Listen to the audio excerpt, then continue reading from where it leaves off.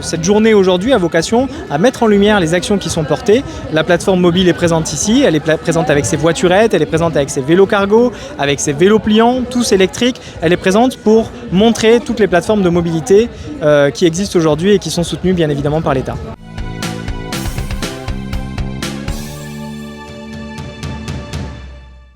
Il s'agit du 3e village des mobilités qui est organisé aujourd'hui sur l'esplanade de la CGSS à Dotemar.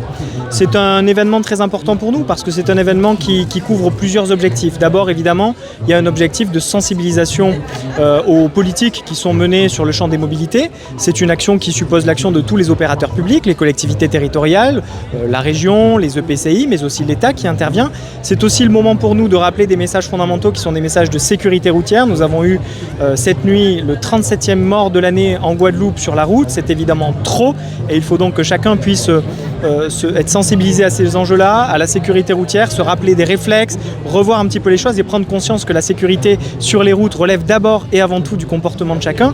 Et puis, c'était cette année l'occasion pour nous d'insister sur un point essentiel de l'action de l'État. Ce point, c'est l'insertion, c'est-à-dire la mobilité solidaire. On sait qu'en Guadeloupe, il y a de grandes difficultés de mobilité, de grandes difficultés de transport et ça devient un problème central pour tous ceux qui sont éloignés de l'emploi ou de la formation et qui ont des difficultés d'accès à une formation, à un travail, parce qu'ils ne trouvent pas la solution de mobilité qui convient à leur insertion. Et ça, c'est évidemment une chose qui nous préoccupe. L'État, dans la situation et dans le cadre de la politique de la stratégie nationale de prévention et de lutte contre la pauvreté, a initié en partenariat avec le département une plateforme de mobilité qui s'appelle la plateforme mobile et qui est une plateforme qui permet notamment aux bénéficiaires du RSA, mais aussi de manière générale aux publics qui sont éloignés de l'emploi ou de la formation, de trouver la solution de mobilité qui va leur permettre de pouvoir ensuite regagner leur formation ou leur emploi et donc améliorer ainsi leur insertion. Donc la raison pour laquelle nous co-organisons cet événement, c'est parce que nous sommes en plein au cœur de la Semaine européenne de la mobilité, donc un événement européen, national et donc local également sur les sujets de mobilité durable. Et l'idée pour nous, c'était de pouvoir promouvoir des sujets de la mobilité qui sont un petit peu oubliés habituellement, que sont la mobilité employeur, très importante, et la mobilité sociale et solidaire. Et la raison pour laquelle on a souhaité co-organiser cet événement donc, avec tous nos partenaires de la zone de Dotemar sur notamment les aspects employeurs, histoire d'avoir une force de frappe et avoir un large public qui puisse découvrir tous les ateliers, tous les sujets de mobilité durable. Donc que ce soit la CGSS, que ce soit France Travail, que ce soit le SDIS et l'Académie et j'en passe. Pour pouvoir les faire venir sur ces sujets de mobilité employeur, réfléchir sur des futurs plans de mobilité employeur et permettre d'adapter la demande, enfin permettre de comprendre la demande de mobilité pour en adapter les réponses, les usages.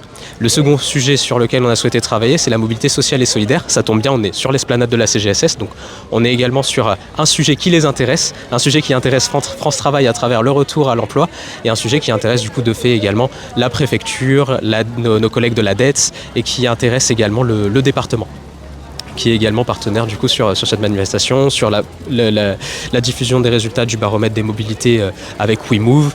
Et on a souhaité également inviter les AOM, la région chef de file des mobilités et le SMT, parce que vraiment tous ces sujets de mobilité sont des sujets de partenariat, des sujets autour desquels il faut qu'on puisse se fédérer, trouver des accords et réussir à avancer pour le bénéfice de la population de Guadeloupe.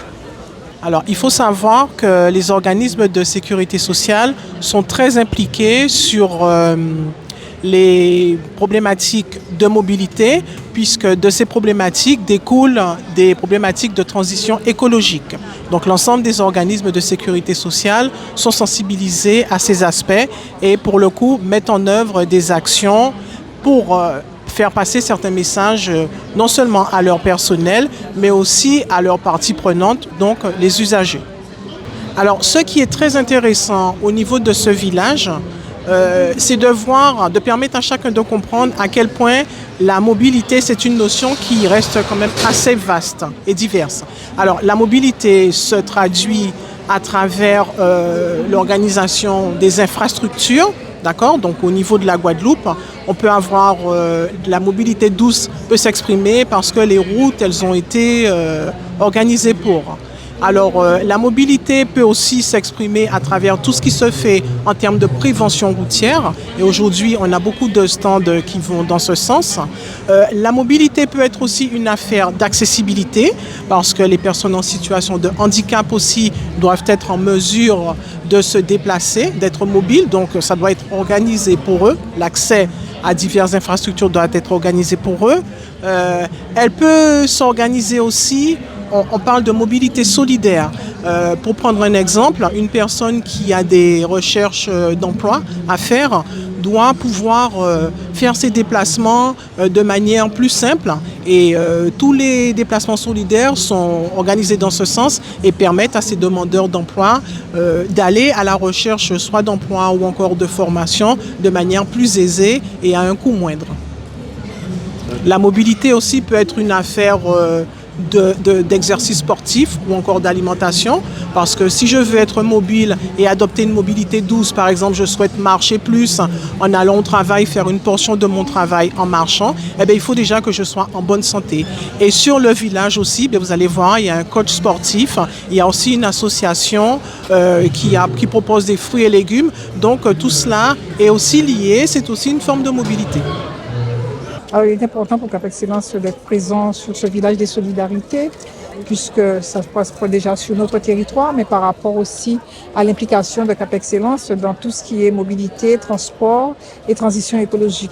Alors, il faut savoir que la mobilité, c'est aujourd'hui un droit fondamental auquel nous essayons, tant que faire se peut, à développer sur notre territoire, parce que c'est l'égalité pour tous, la mobilité. L'égalité à la formation, à la santé, au travail. Donc, avec Cap Excellence, nous avons mis en place quelques actions, notamment avec le SMT, le syndicat mixte des transports comme Caroulis, Sketty, covoiturage, mais dans aussi des actions, nous participons aussi d'une tarification sociale pour un certain nombre de publics. Mais nous n'oublions pas non plus le côté écologique, et c'est la raison pour laquelle nous sommes partenaires de ce village, pour dire à nos populations qu'il faut vraiment s'adapter à ce nouveau mode de transport, covoiturage, ensemble plus souvent, et que nous puissions vraiment inciter la population à participer. Il était essentiel pour la DRFIP de Guadeloupe d'être associée à cet événement qui est porté par la direction de l'environnement, de l'aménagement et du logement, qui a voulu nous associer, et nous y avons répondu présent parce qu'il nous semble important d'être présent dans ce contexte de transition écologique et de mobilité. Il faut savoir que la Semaine européenne de la mobilité, c'est en fin de compte permettre aux collectivités et aux citoyens de connaître des différents modes de développement, de déplacement durable.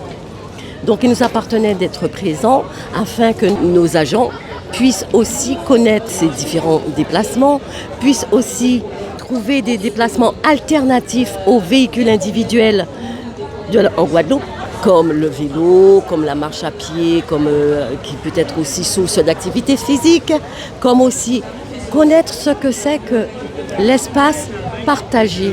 C'est-à-dire, c'est une des notions essentielles cette année pour la Semaine européenne de la mobilité. C'est quoi? C'est l'espace public partagé. C'est-à-dire que nous sachions respecter la place de chacun dans l'espace public, dans les rues, dans les ruelles, dans les routes, pour les piétons, pour les usagers de la route, vélos et puis véhicules.